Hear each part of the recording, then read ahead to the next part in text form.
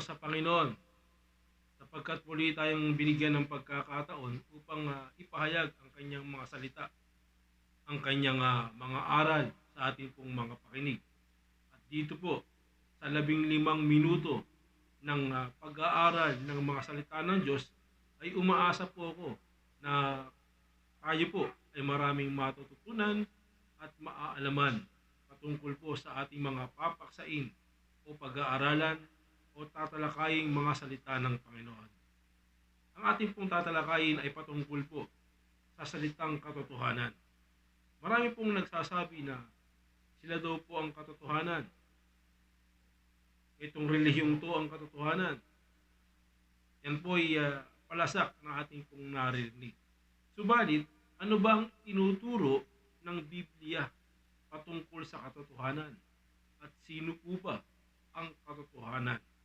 Atin pong alamin dito po sa sulat ni Juan sa kabanatang 14 at sa talatang 6.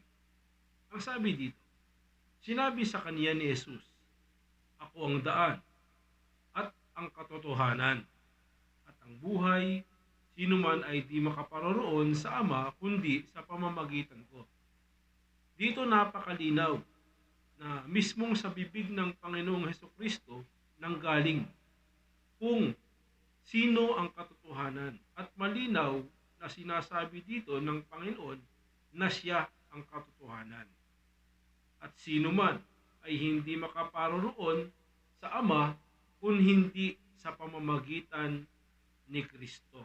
Sinasabi ng Biblia at parapat po nating maunawaan, kilalanin at paniwalaan o sampalatayanan sapagkat ito'y matibay na nasusulat. Ang sinasabi ng Biblia kung sino ang katotohanan at ito ay tumutukoy po mismo doon kay Kristo. At walang sino mang makaparoroon sa Ama kung hindi sa pamamagitan ni Kristo na siyang katotohanan. Ngayon, ano ba ang katotohanan na ibig ng Diyos na maalaman ng tao? Ating pong puntahan. Dito po sa unang Timoteo. Sabi po sa unang Timoteo 2 at 4, na siyang may ibig na ang lahat ng mga tao'y mga ligtas at mga kaalam ng katotohanan. Ito po ang ibig ng Diyos na maalaman ng lahat ng tao. Malaman ng lahat ng tao na ano?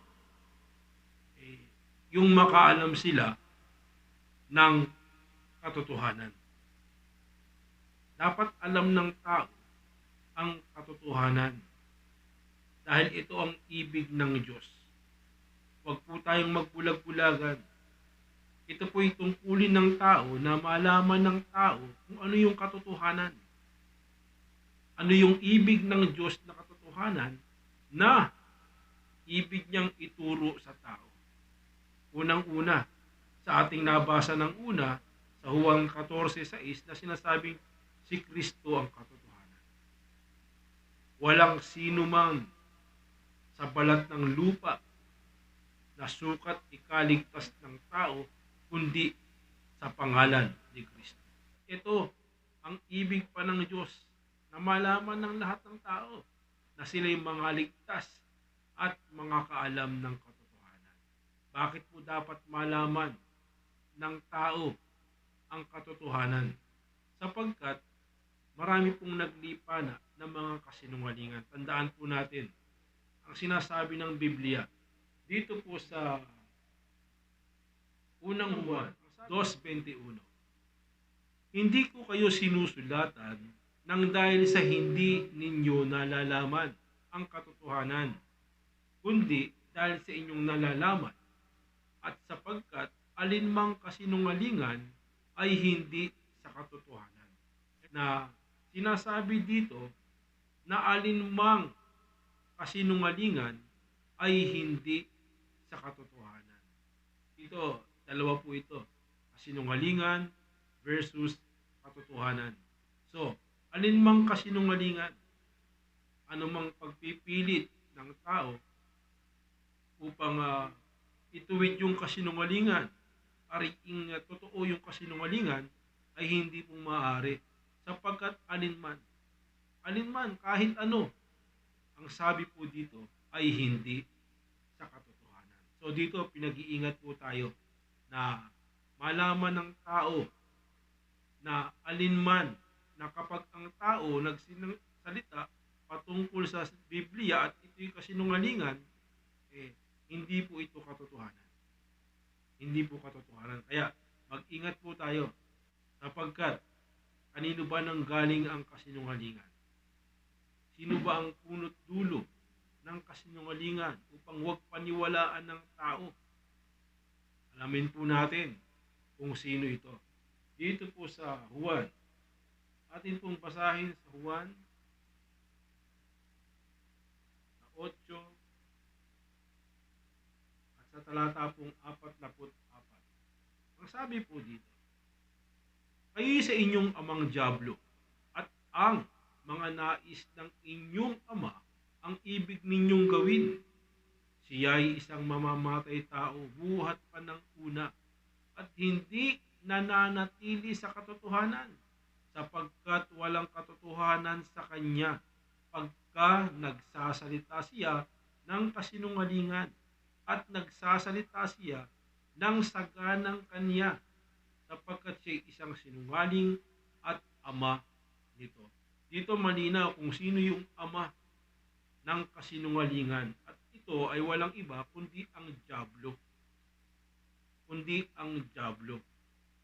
Na sa kanya, sa sarili niya, ang wika po dito ay hindi nananatili sa katotohanan. Walang pananatili ng katotohanan kay Satanas o sa dyablo. Bakit po? Sapagkat walang katotohanan sa kanya. Wala po. Malinaw po dito na walang katotohanan sa dyablo. Pagka nagsasalita siya ng kasinungalingan.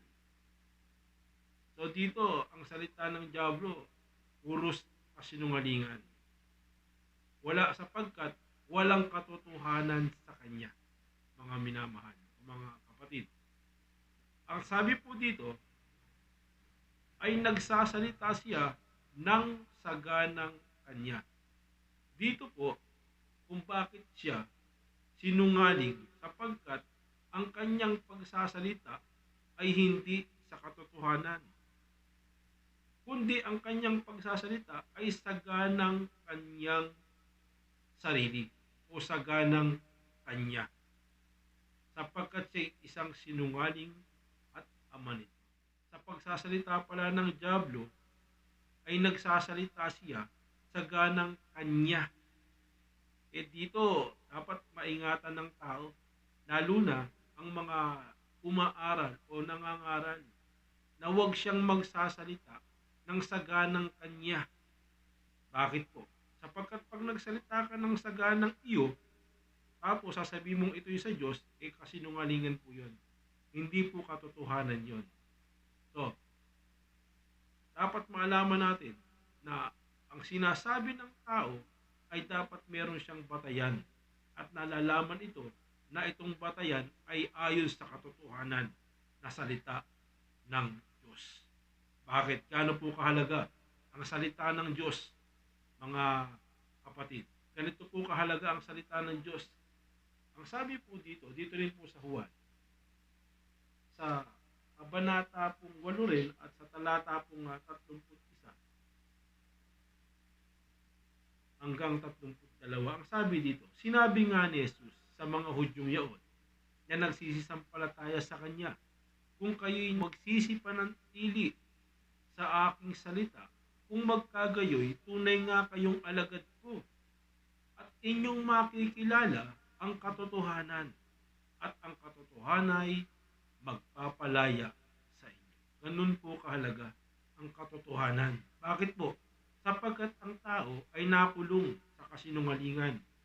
Nakulong sila sa maling opinyon, sarili o ganang kanilang sariling unawa. At dahil na rin po ito sa kasinungalingan ng ito sa talatang 31, sinabi ni Jesus sa mga Hudyong iyon na nagsisampalataya sa Kanya. o dito meron ng nagsisampalataya sa Kanya.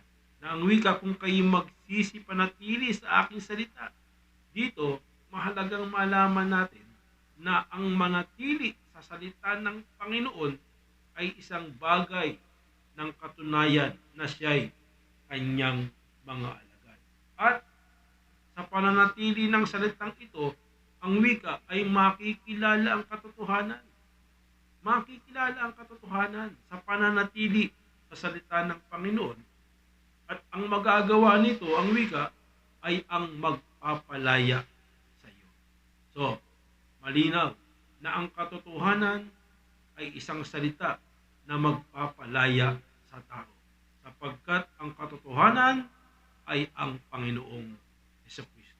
Pagpalain po tayong lahat ng Panginoon sa maikling pag-aaral na ito na ipinagkaloob niya po sa bawat isa sa atin. God bless po. Shalom.